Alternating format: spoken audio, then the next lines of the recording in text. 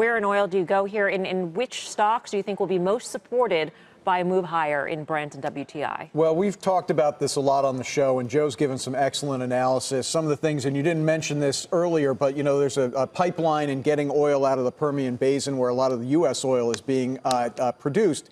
The problem is a lot of these short-term issues that are propping up the price of oil can be overturned relatively quickly. So for me in the energy sector, I'm playing it relatively safe. I think viewers know that my favorite pick is Royal Dutch Shell. It's an easy way to play the price of oil with a nice dividend yield, 5.1% dividend yield, close to book value. And whether it's the super major integrated oils or some of the higher quality servicers like a Schlumberger, I think there are a lot of names out there that can give you the exposure to the oil sector without a great amount of risk. John? I think the fracking stocks are where you want to be here, Mel, because obviously I think you can bring it on faster.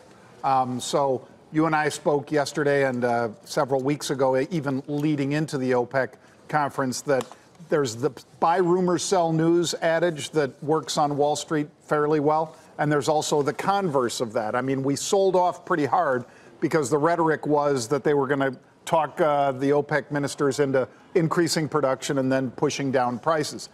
That didn't really happen to the extent that people thought it would.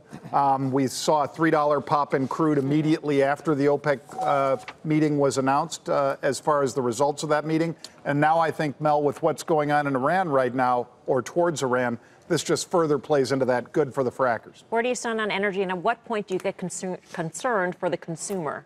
Right. No, it's a great question. On energy, we are overweight. We've been saying all year that going into this OPEC meeting, yes, supply, it's been a supply story all year. Supply is going to increase in the OPEC meeting. We weren't sure if it was going to be enough, though, given everything that's going on. The involuntary declines in Venezuela, Mexico, now Iran. Most people in the market thought 15 to 20% cuts out of Iran. If it's down to zero, that's going to create a huge spike in oil prices. But this is good for the E&P and integrated companies. When you look at earnings, energy earnings numbers have gone up significantly. There is a 0.92 R-squared correlation between WTI oil prices and the energy earnings. I'll give three names: PXD, Oxy is another name, and EOG. Those are three names I think you could work with, and for a more of a high beta play, you could look at Chesapeake.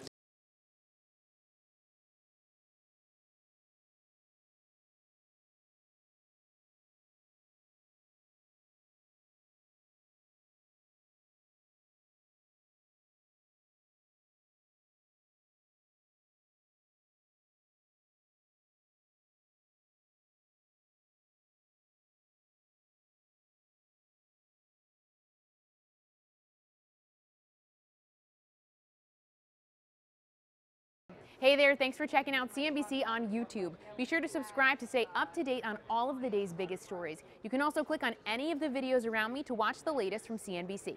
Thanks for watching.